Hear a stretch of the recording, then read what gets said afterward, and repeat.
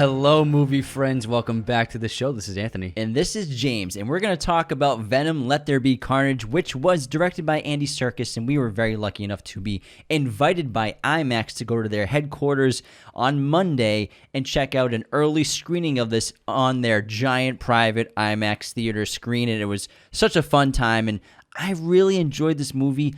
We got a lot of hate comments, people on TikTok saying that we got paid to review this film. We did not get paid to see these films. We just got a free invitation. It was an awesome time, and I enjoyed the movie. Sue me, you know? Yeah, the movie was a lot of fun. You can't hold every movie at a high standard. And, Venom, it was funny. It had great action. Tom Hardy was great as always, and we had a great villain from Woody Harrelson.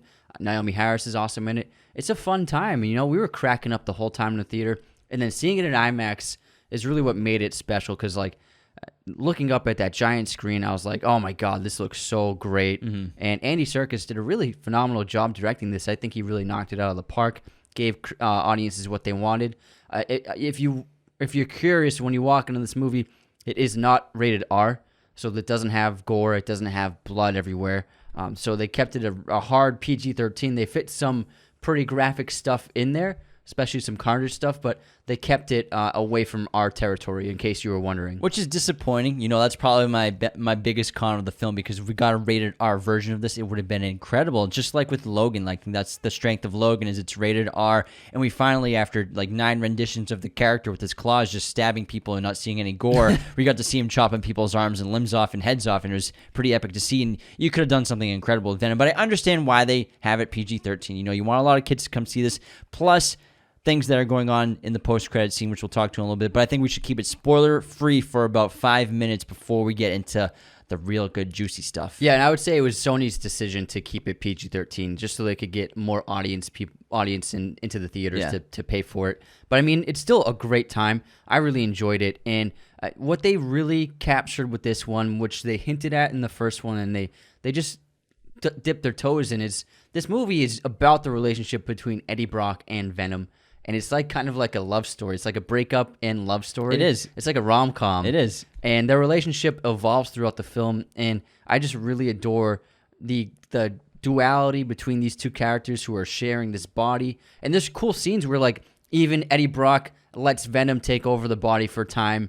And he's talking in Venom's head at times, you know what I mean? Where it looks like they probably share time, having control and physicality of the body. Yeah, and a lot of really cool things happen with it in terms of sharing body parts. Maybe Eddie Brock will have control of the body, but Venom's hands are doing stuff. And the constant back and forth is really great, because I think Andy Serkis was the perfect choice to direct this because of the duality of the character. And Andy Serkis is no stranger to characters whose focus is duality, in terms of Gollum with Smeagol, and then Caesar and the duality that he faces of being an ape and being a human, kind of in between and not really fitting in. And I think having Tom Hardy's incredible acting and his talent showcased in this film with Venom and Eddie Brock, it reminded me so much of watching Brunson in that movie that Tom Hardy did with Nicholas Winding Refn, and specifically the scenes where he's doing that stage theatrical play, and he's kind of doing 2 different characters depending on which side of his face is towards the audience, and it just reminded me so much of that performance. And Tom Hardy, he does a great job. He delivers so much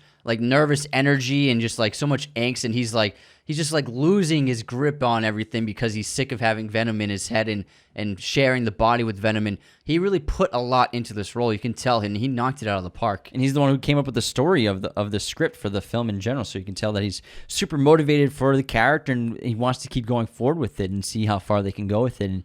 And the story itself, it's simple. I think that was the strength of it. The first one, they kind of messed up. The first one could have been great. It was just very complicated, disappointing. There's so much potential, and I think what they realized with the sequel is we messed up, and we kind of have one shot to get this right. We can't F it up because of obviously what happens at the end in the post credits. We can't mess this up. What we need to do is just make an entertaining film for 90 minutes, keep people tuned in, get people excited for this character and the future possibilities of Venom in the future of the comic book world, and then also make it just enjoyable. And it's so funny. I was laughing this entire film. I was maybe like 50 lines landed for me. It Yeah. was ridiculous. I felt bad. I was howling in the back of the movie theater like so loud. It was a blast. A lot of the jokes hit. They really hit. And it wasn't like the Marvel sarcastic humor. It was the back and forth between Venom and Eddie. And Venom is just hysterical. He cracks you up the whole time. And what's really cool is the way Tom Hardy performed in these scenes is he had experience playing two characters before in the movie Legend when he played identical twins, the Cray brothers. And what he would do, and he did this concept for this film, is he recorded all of Venom's dialogue before they started filming the movie. And then he wore an earpiece, and they would play Venom's dialogue, and then he would act opposite the dialogue he was hearing in his head. Oh, well, it seems like I figured that's what they did in general, or had someone reading lines to him on set. But it was actually his own dialogue he was responding to. His voice is awesome, and he's great. Obviously it's very distorted, but he does create a great voice for Venom. I mean, his original Bane voice was excellent too. That they had to change because people complained about not being able to understand it when the first trailer came out. But in general, I had a lot of fun with this movie, and I think what they did was what they should have done with the first film: keep it simple, keep it fun. Introduce us to the character, but we learned so much more about the character in this film than we did with the first one. The first one is so overcomplicated when it doesn't have to be, and this one's just simplified. And that's a pro or con depending how you look at it. I think when you go see this movie, set your expectations at the door. My expectations weren't like, oh, this better be amazing or else I'm going to be so upset. My expectations are, it should just be better than the other Venom. And if you have your expectations there, you're going to have a good time. They improved upon it in every way, and especially in the villain aspect, because Riz Ahmed, he's a great actor, but that character he played, the villain of the first one, I mean, I can't even remember his name, and he was so unmemorable, and just like, I mean, it wasn't that interesting of a plot line, and then they made it overly complicated with Jenny Slate's journalist character. And it felt so much like The Amazing Spider-Man. Yeah, it did. Too. It did, for sure. That's what it really felt like. And it just didn't really work. And then with this film, they have a great villain in Woody Harrelson, and obviously it was the post-credit scene of the last Venom movie where you saw him as Cletus in the prison. But Woody Harrelson really shines in this movie. He's excellent. He's a lot of fun. He's a great villain and opposite of Eddie Brock, and it's a really interesting character. He's like a serial killer who's been locked up for decades now, and thanks to Eddie Brock, he's going to be euthanized. And just before he is killed, he manages to get, you see in the trailer, he bites Eddie Brock's hand and gets some of the Venom symbiote inside of him. I've tasted blood, and that is not it. Eddie Brock has a secret. Yeah, he's awesome in this movie. Yeah, it's excellent, and that turns him into Carnage, and the Carnage symbiote is crazy. Like, this thing is dangerous. It's terrifying. It messes up dozens and dozens of people in a second, and it's just incredible to watch this epic prison sequence where Carnage is taking out all of the guards and even prisoners and just anyone that gets in his way, and it is a great action sequence. Yeah, so for as much as the cool Carnage action there is, I would say a con to the film is there isn't a ton of Venom action or a ton of Venom abilities being showcased. There are some, but I think that's because they're trying to build a relationship for Venom and Eddie, and I think they really want the audience to get to know Venom more personally so that we're more familiar with him going forward and we like him more. I think that's what their goal was, rather than having a ton of action sequences. Like, there was no Venom webbing or anything like that, and he just kind of acted as like a big, strong brute for the majority of the film for action purposes. I would say that it would have been better to throw in an opening sequence of Venom doing some kind of action sequence, like maybe stopping a crime or some kind of action sequence where you can see him in action. Yeah, but just as much, so we'll start getting into spoiler territory. Let's go. So just as much as Eddie Brock is like going crazy having Venom inside of his ear and he can't take it anymore and he just wants him out of his life, he just wants to live in peace and just live in his apartment by himself with quiet, the same thing's going on with Venom, where he needs to get outside. He needs to go eat bad guys. He needs brains. He's sick of eating chickens, and he needs to get out. He's like a dog that has to get walked. He's got all this energy, and he can only eat so much chocolate and chickens until he starts losing his mind, because he needs that one ingredient that's only found in chocolate and brains. And they're just keeping him at bay with the M&Ms and stuff, which I'm sure they should have found some higher quality chocolate than that. Yeah, but Eddie Brock's not rich. It's true. He can only afford so much chocolate. But it's really funny because you never thought about Venom's perspective before being stuck in that body, because he can't really go to anyone else except for Eddie, because he tries in this movie multiple times with who knows how many people trying to form a symbiosis, and they all end up dying, the hosts. So he and Eddie have a special bond which allows them both to survive. But I think it's so fun that it is like a love story in a breakup. They have a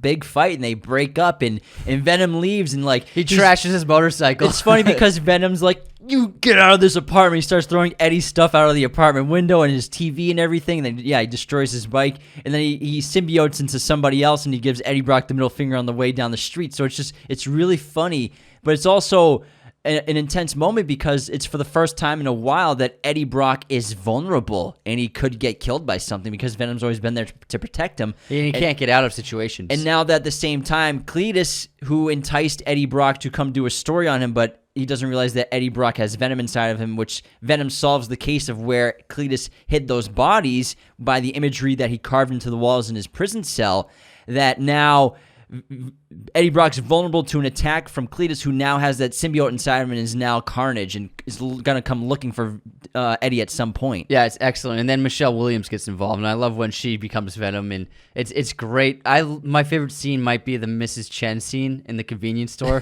when Michelle Williams is looking for Venom, and so she goes there because that's where because Mrs. Chen knows Venom and is supplying the chocolate for them. And at first, Michelle Williams is asking Mrs. Chen if she's seen Venom, and then she realizes that Venom is in her. And then she starts telling Venom that he's like so hot and so cool. And then Mrs. Chen is just smiling, like taking it in. It's so funny. And she's got like the super sharp teeth and the black eyes. It's hysterical. I was dying laughing. And then we have Naomi Harris. I'm sorry. Did I say Naomi? Yeah. Naomi Harris as Shriek, who is Cletus's long-lost love. They were together, trapped inside what seemed to be an insane asylum or some sort of mental institution when they were young. And Naomi Harris was taken away but escaped from the police custody, but now is being killed. But for the last couple decades has been held captive in a super secret, even more secure facility, for people with powers. It was thought that she was killed in her escape, but ultimately she survived, and she was taken and secretly taken into this new facility. So the police think that she's dead. And yeah, she has that superpower where she can just scream incredibly loud and just destroy people's ears. Whereas Cletus didn't have a superpower. He was just a psychopathic serial killer. That was just what he was. But then when he gets the Carnage symbiote inside of him, he just becomes a wrecking ball of destruction and death. And even when he just first becomes it, he steals the convertible, the Mustang, he just tosses a car off a bridge just for the fun of it. Yeah. And Woody Harrelson, I love what he did where he used a lot of inspiration from Max Cady from Cape Fear, and he made little references to De Niro's character where, first of all, he's wearing, it's not identical, but is extremely similar, the red, yellow, and black Hawaiian shirt that Max Cady famously wore. He also speaks with that southern accent as that Max Cady also has. And then the red Mustang is the exact same Mustang convertible that Max Cady drove in Cape Fear. So clearly referencing one of the great villains in movie history. Counselor. Could you be there? Oh, what's the fucking difference anyways? Love that movie. So underrated. So I think he definitely used Max Cady as inspiration while crafting and creating this character. Yeah, in the plot, sometimes it's predictable. You kind of know what's going to happen. It's a Venom movie. It's a superhero Venom movie, but I still enjoyed it. I had a great time, and it's short. It's fast-paced. It's super fast. They trimmed all the fat off this movie, which is great. It's 90 minutes. And it's a really good climax. A lot of stuff's going on. And I think the most exciting part is obviously the post-credit scene. Yeah, but let's get into the post-credit scene. So the post-credit scene is Eddie and Brock at the end of the film. Eddie and Venom. Eddie and Venom. Eddie takes Venom to the beach to put his Venom toes into the sand and see the sun on the feel beach. Feel the wind in his hair. Yeah, the wind in his hair, like he asked earlier in the film. He's like, I need to feel the wind in my hair. and then they're laying down, and Venom wants to show Eddie what symbiotes have seen, what they've done over the last several thousand years or tens of thousands of years, even millennia of, I can't remember what he said, of just traveling. You said millions of years. Yeah, millions of years traveling through space and what they can experience, and how they perceive the world and everything. They have a shared knowledge. Yeah. And so he shows them this power, but then all of a sudden some sort of dimension shift happens, and the hotel room changes, and now they're it seems like a new dimension of Earth, of where whatever country they were in, there's just a different reality. Yeah, it went from a cheap, rundown motel room into a very ritzy hotel room with beautiful, clean amenities and even like little swans made out of towels on the edge of the beds. And so Eddie and Venom are extremely confused about what the heck just happened. Why is this room different? And then the television that they were watching a Spanish soap opera, but it changed into a news broadcast. And from it, we hear J. Jonah Jameson's broadcast from the end of Spider-Man Far From Home. So we hear J.K. Simmons say, incredibly, this shocking revelation brought to light by yours truly has only raised has only raised into the life of Peter Parker, a.k.a. Spider-Man, a.k.a. the Spider-Menace. But rest assured, dear viewers, we here at the Daily Bugle will not rest until we've uncovered yada, and then it ends. But it's a shot of Tom Holland's Spider-Man with his mask off, and this is when the world is like seeing Tom Holland as Spider-Man. I mean, I'm seeing Peter Parker as Spider-Man. It's basically the same post-credit scene as the last Spider-Man movie. Yeah, No Way Home. No Way... Far From Home, I'm sorry. Spider-Man Far From Home. So Venom and Eddie Brock had now been placed into Tom Holland's Peter Parker's MCU universe. And then Venom looks at the screen and he says, that guy. He licks the screen of Peter Parker's face. And does he say something else? He says something like, I want to get that guy or something. No, he just says that guy. That guy. But he seems like he wants to eat him. Yeah. So looks like he has tasty brains. What does this mean? I haven't really had time to think about it too much, and I haven't like read any articles or blogs or theories or anything. But I'm assuming that if Venom's not going to be in No Way Home, then they're setting up a Spider-Man versus Venom film for after No Way Home. I would say he's definitely going to be in No Way Home. Don't you think it'd be too many villains, though, if they did? But he could be a hero. Maybe there won't be the other Peter Parkers, and then Eddie Brock and Venom will be helped. Oh, that would be so disappointing. Yeah, it would be disappointing. Oh, don't even put those thoughts in my head, man. But I don't think... Why would they... I mean... It doesn't... Tom Holland's not signed on for any other movies. Well, I think it's just to put Venom in this universe now. Yeah. You know Tom Holland's going to do more. Like, there's no way he's not gonna. Yeah. I think that... I have high hopes that I think that Venom will be in No Way Home. I really do. I would love to see it. But I just think maybe they might be afraid to put too many villains and, like, rock the boat. Because if they have villains from Tom's... If they do the Magnificent Six, right, is Venom a part of that? Or maybe he's the missing villain because I think there was only 5 that were counted in the trailer from No Way Home. Maybe he's the 6th one. I don't think that the number of villains would be a problem because they were always trying to get the Sinister Six made. I mean, Sinister Six. I said Magnificent. Yeah, sorry. it's okay. So Sinister Six. So I think that they still will figure out a way to do it. Well, then Venom will be the 6th. Yeah, because if you think about Civil War... I mean, half of them aren't villains, but they are antagonists from one another. And there's like 12 of them. So you can say that, one team is the protagonist and the other team is the villain. So if whatever Doc Ock was doing and maybe he changed, or whatever was going on with Doctor Strange and they changed the dimensions and the realities and everything's going on and reality's broken and maybe all these villains and stuff are coming in from the different Spider-Verses. We have Sandman, we have the Lizard, we have Green Goblin, Doc Ock, and then Electro. Electro. That's what we saw in the trailer. Yeah. And then we have Venom as the 6th for the Sinister Six. Yeah. That would be pretty epic. And then how cool would it be if Sinister's the 6th villain, and then we have Andrew and Toby coming back? That would be fire. That would be fire. Why not? Why the hell not do that? They have to do it. That would make... Can you imagine how much money that movie would make? That'd be bigger than Avengers, probably. That would beat Avatar.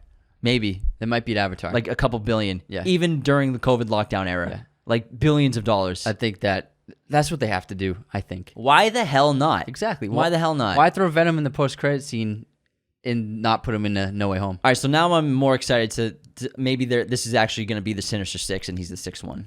Or maybe he's part of the hero group. No, he wants to kill Spider-Man. He licked the screen, man. You don't lick a screen like that if you don't want to eat the person. So then would he take over the body from Eddie? You know how. You've licked TV screens when you want to eat people before. Yeah. That's what you do. Yeah, but how would Eddie feel about that? He probably wouldn't want to do it, but Venom would probably take control, like taking control of the vehicle, Yeah. Maybe. We'll see. It's just, I bet you it becomes like Gollum and Smeagol. Like one gets control over the body over the other. Yeah. You're probably right. Yeah, it's possible. Man, I can't wait now. It's gonna be crazy. We'll find out when they release the second trailer. They have to. Maybe they'll save it for the last one.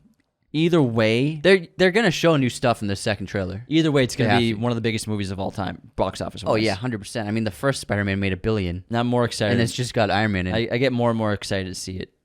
It's gonna be fun. All right. It's gonna be a good time. You have anything else you want to add to this mini Venom bonus review? No, it's just it was a great time. It was a lot of fun. Action sequences were fun. Tom Hardy is always great, and Got the Eminem song at the end. Eminem song, and it's just much better than the first one. And if you like the first one, then you're gonna love this one. Yeah, it was a good time. Don't let haters. And also, don't listen to the critics because on Rotten Tomatoes it has a 55% score on Rotten Tomatoes, but the audience score is 88%. I'm telling you, I had a great time watching this. Yeah. It was one of my favorite movies I've seen in a while. We were cracking up the entire time. Literally, I Yeah. couldn't stop laughing. I was like overwhelmed with laughter, and I couldn't believe how funny You it were was. cackling. I was cackling. I felt bad, but I couldn't believe how funny it was. Yeah. It was great, guys. You got to check it out.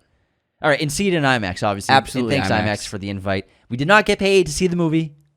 It was free I wish ticket, we though. got paid. I mean, if we got paid, that'd be nice. That'd be pretty dope. We would tell you. We'd tell you. Why would we lie about But that? it'd be cool if we got a free Venom poster, like we got the Reminiscence posters. I bet we will. That'd be pretty I cool. bet we Maybe will. signed by Andy Serkis.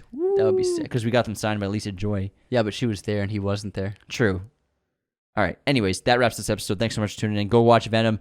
We got movie news coming tomorrow, and then Monday we have an excellent episode that you definitely don't want to miss. don't want to miss. It's going to be the first of spooky season. Ooh. And I'll give you a hint. It's a ghost movie. That's a good hint. Yeah. That's a good hint. It's ambiguous. It's gonna throw them off. Yeah, for sure. All right, everybody. Bye. Bye. Thanks so much for tuning in to Raiders of the Lost podcast. Be sure to subscribe if you're new. Hit the like button, leave a comment. Find us on all audio streaming platforms, Spotify, Apple Podcasts, Google Podcasts, wherever you listen to podcasts, you can find us. Find us on Twitter, TikTok, Instagram, Raiders of the Lost podcast.